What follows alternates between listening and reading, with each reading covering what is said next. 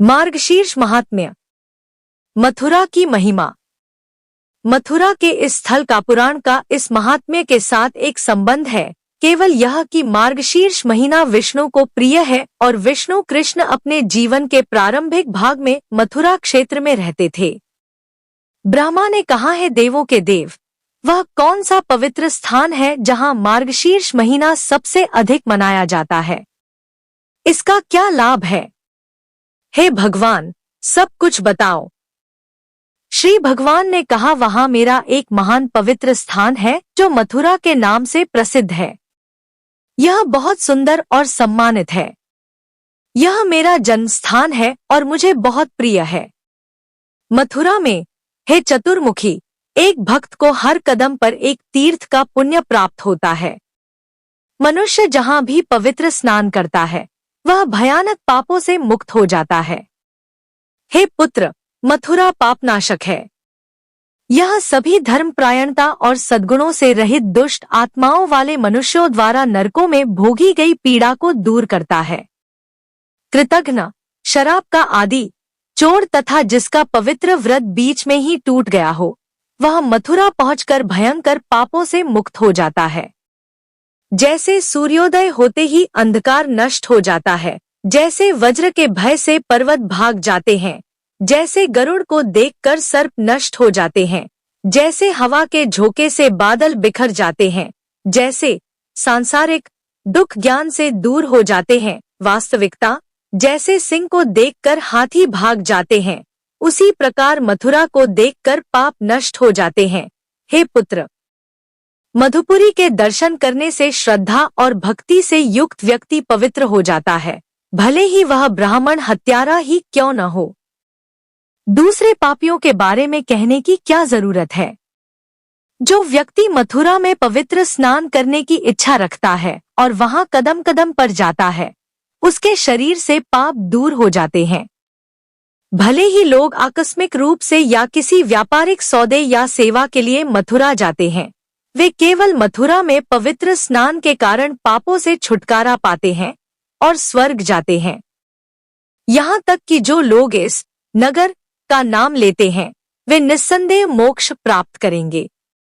वहाँ नित्य कृत्युग है, वहाँ सदैव उत्तरायण, सूर्य के उत्तरी पार्गमन की अवधि रहता है। जो दूसरे के कहने पर मथुरा में मेरे मंदिर के विषय में सुनता है, वह पापों से मुक्त हो जाता है। जो मनुष्य वहां 3 रात तक ठहरें, उनके पांवों के कण दिखाई पड़ने पर या छूने पर, हे पुत्र, सब कुछ पवित्र कर दो। जिस प्रकार आग की लपटें घास के ढेरों को जला देती हैं, उसी प्रकार मथुरा नगर भी बड़े बड़े पापों को जला देता है। ऐसा कहा जाता है कि मथुरा के सभी क्षेत्रों में पवित्र स्नान सभी तीर्थों में स्नान से अर्जित पुण्य से अधिक प्रभावशाली है और इसका पुण्य उससे भी अधिक है। जो मनुष्य मथुरा का स्मरण करते हैं, उन्हें वह पुण्य प्राप्त होता है जो चारों वेदों के अध्ययन से प्राप्त होता है। अन्यत्र किया गया पाप तीर्थ के निकट आते ही नष्ट हो जाता है। तीर्थों में किया गया पाप अटल हो स्थायी हो जाता है। मथुरा में किया गया पाप मथुरा में ही नष्ट हो जाता है। वहां रहकर मनुष्य जीवन के सभी उद्देश्य अर्थात पुण्य, धन, प्रेम और मोक्ष प्राप्त करता है। जिस पाप को कहीं और पूरी तरह से नष्ट होने में 10 साल लग जाते हैं, हे चतुर्मुखी, उसे मथुरा के पवित्र स्थान पर केवल 10 दिन लगते हैं। स्वर्ग में, पाताल में, आकाश में या नश्वर संसार में मुझे मथुरा के समान सदैव प्रिय कुछ भी नहीं है। मथुरा का पवित्र स्थान अन्य सभी तीर्थों से बढ़कर है। यह वह स्थान है जहां मेरे द्वारा बचपन में ग्वालों के साथ खेलकूद में व्यतीत किए गए थे। मथुरा का स्मरण करने से संपूर्ण भारत उपमहाद्वीप के समान पुण्य प्राप्त होता है। हे पुत्र, सूर्य ग्रहण के समय सन्निहाटी नदी पर मिलने वाले पुण्य से भी अधिक पुण्य मथुरा में प्रतिदिन मिलता है। हे पुत्र, मधु नगरी में मनुष्य को मार्गशीर्ष माह में वह पुण्य प्राप्त होता है जो तीर्थराज प्रयाग में पूरे 1000 वर्षों में प्राप्त होता है। हे पुत्र, मार्गशीर्ष महीने में एक दिन के दौरान व्यक्ति को मथुरा में वह पुण्य प्राप्त होता है जो वाराणसी में एक सहस्राब्दी के दौरान प्राप्त होता है। मथुरा में एक दिन बिताने से वही पुण्य प्राप्त होता है जो गोदावरी के पास, द्वारका में या कुरुक्षेत्र में भूमि दान करने वाले या गया में 6 महीने बिताने वाले व्यक्ति को मिलता है। न तो द्वारका, न काशी और न ही कांची तीर्थ मथुरा की तरह हो सकता है जहां माया गदाधर यानी विष्णु देवता है। यदि पितरों को यमुना जल के माध्यम से तर्पण दिया जाता है तो पितरों को चावल के पिंडों का तर्पण नहीं चाहिए। जो लोग मथुरा को एक साधारण शहर के रूप में देखते हैं उन्हें पापों से दूषित लोगों के रूप में जाना चाहिए। यदि किसी ने मथुरा नहीं देखा है लेकिन उसकी यात्रा करने की इच्छा है तो वह जहां भी मरता है उसका पुनर्जन्म मथुरा में होता है। हे चतुर्मुख, कोई समय के साथ पृथ्वी के धूल के कणों को भी गिन सकता है, लेकिन मथुरा में तीर्थों की संख्या की कोई सीमा नहीं है। ओह रहो, ओह मथुरा शहर में रहो। मैं वहां निरंतर ग्वालबालों से घिरा रहता हूँ। हे संसार सागर में डूबे हुए लोगों, हे मेरे अन्य शिष्यों, सुनो। यदि तुम तीव्र एवं उत्कृष्ट सुख की इच्छा रखते हो तो मेरे नगर में रहो। अफसोस, संसार के लोग अत्यंत अंधे हैं। यद्यपि उनके पास आंखें हैं फिर भी वे देखते नहीं। यद्यपि मथुरा का पवित्र स्थान मौजूद है फिर भी वे जन्म और मृत्यु की अग्नि परीक्षा से गुजरते हैं। सौभाग्य से मनुष्य योनि प्रजाति में अतुलनीय जन्म प्राप्त होने पर भी उनका जीवन व्यर्थ हो गया। मथुरा नगर उनसे देखा न गया। हाय बुद्धि की निर्बलता, हाय प्रतिकूल भाग्य और दुर्भाग्य। अफसोस, भ्रम का शक्तिशाली प्रभाव। मथुरा का सहारा नहीं लिया जाता। जो मथुरा की उपेक्षा करके अन्यत्र स्थान की ओर प्रवृत्त होता है वह मेरी माया से मोहित हो जाता है। वह मूर्ख है और वह सांसारिक अस्तित्व के विशाल विस्तार में भटकता रहता है। मथुरा पहुंचने पर भी यदि कोई अन्य स्थान की इच्छा करे तो वह दुष्ट बुद्धि वाला उत्तम ज्ञान कैसे प्राप्त कर सकता है? वह अपनी अज्ञानता प्रदर्शित करता है। मेरा नगर उन लोगों के लिए लक्ष्य और आश्रय है जिन्हें उनके माता पिता और कुटुंबियों ने त्याग दिया है और जिनके पास कोई दूसरा रास्ता नहीं है। मेरा नगर उन लोगों के लिए लक्ष्य और आश्रय है जो बहुत सारे पापों से अभिभूत हैं, जो गरीबी से हार गए हैं और जिनके पास कोई अन्य आश्रय नहीं है। यह सभी स्थानों में सबसे उत्कृष्ट है। यह सबसे बड़ा रहस्य है। जो लोग योग्य लक्ष्य और शरण की तलाश में हैं, उनके लिए मथुरा सबसे बड़ा लक्ष्य है। वह गुणों से प्राप्त नहीं किया जा सकता जिसे धर्मार्थ उपहारों से प्राप्त नहीं किया जा सकता। वह न तो तपस्या से और न ही स्तुति से प्राप्त किया जा सकता है। इसे विभिन्न प्रकार के योग अभ्यासों के माध्यम से सुरक्षित नहीं किया जा सकता है। यह मेरी कृपा से ही प्राप्त हो सकता है। मथुरा में अच्छी स्थिति केवल उन धन्य लोगों द्वारा ही प्राप्त की जा सकती है जिनकी मेरे प्रति दृढ़ भक्ति है और जिन पर मेरी पर्याप्त कृपा है। जो मथुरा में अपने प्राण त्यागता है वह उस लक्ष्य को प्राप्त कर लेता है जिसे योग शक्ति से संपन्न ब्रह्मा का साक्षात्कार कर चुका विद्वान व्यक्ति प्राप्त कर लेता है। काशी आदि नगर भी हैं, लेकिन सर्वाधिक धन्य मथुरा ही है जो वहां जन्म लेने, जनेऊ संस्कार करने, अनेक व्रत करने आदि 4 तरीकों से चतुर्विध मोक्ष, सालोक्य आदि प्रदान करता है। प्रतिज्ञाएं और धर्मार्थ उपहार देना। मेरी कृपा से यहाँ उत्तम लक्ष्य सहज ही प्राप्त हो जाता है, जो लक्ष्य सैकड़ों मनवंतरों में भी योगाभ्यास से प्राप्त नहीं हो सकता।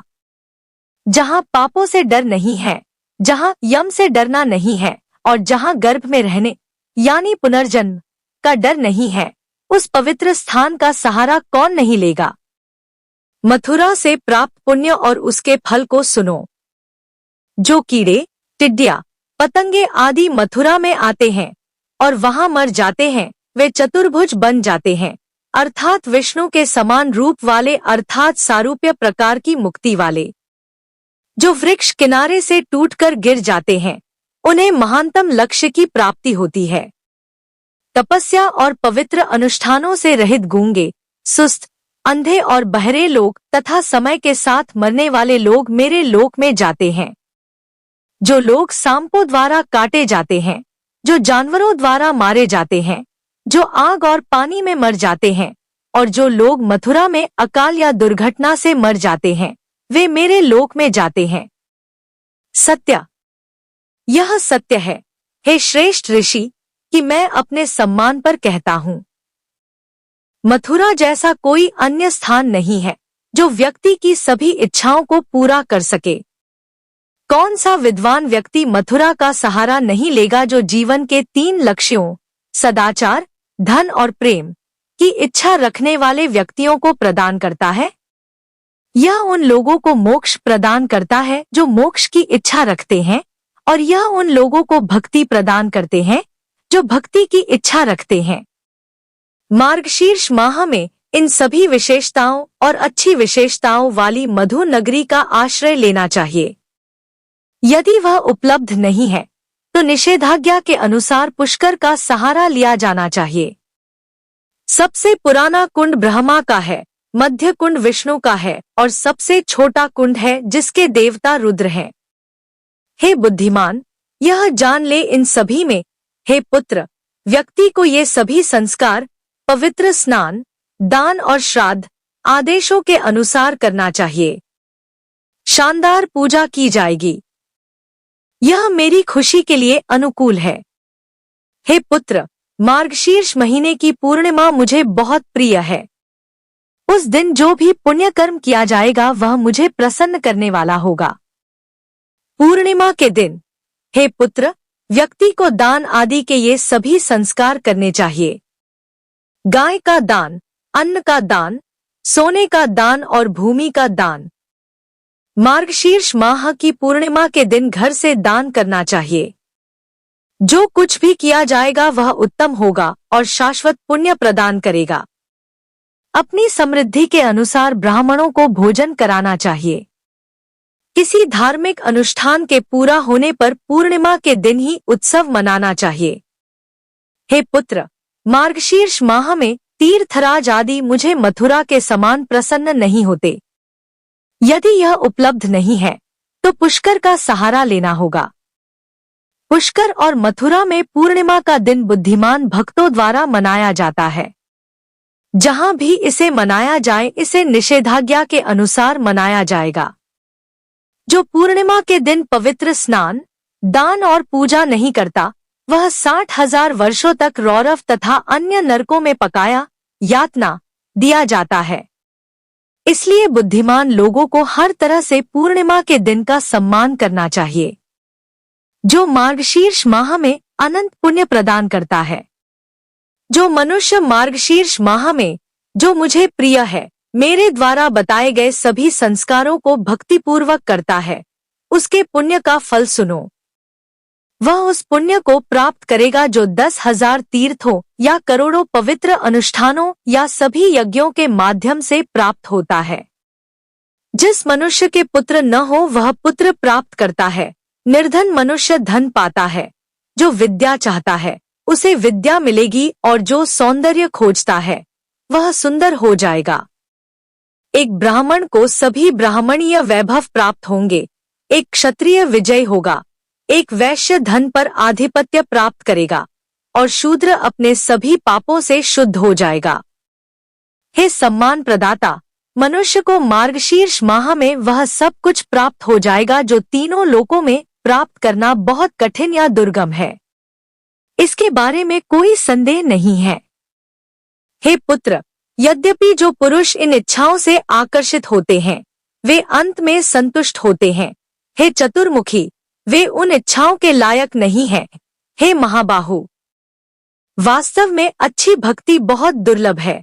वह शानदार भक्ति जो मुझे जीत लेती है वह मार्गशीर्ष माह में प्राप्त होता है जो प्रसिद्ध है। यदि इस माह की महिमा सुनी जाए, यह महीना मेरी बड़ी खुशी के लिए अनुकूल है। हे चतुर्मुखी, मेरी कृपा से इससे सब कुछ प्राप्त हो जाता है। यह स्कंद पुराण के वैष्णव खंड के अंतर्गत है। मार्गशीर्ष महात्म्य पूर्ण।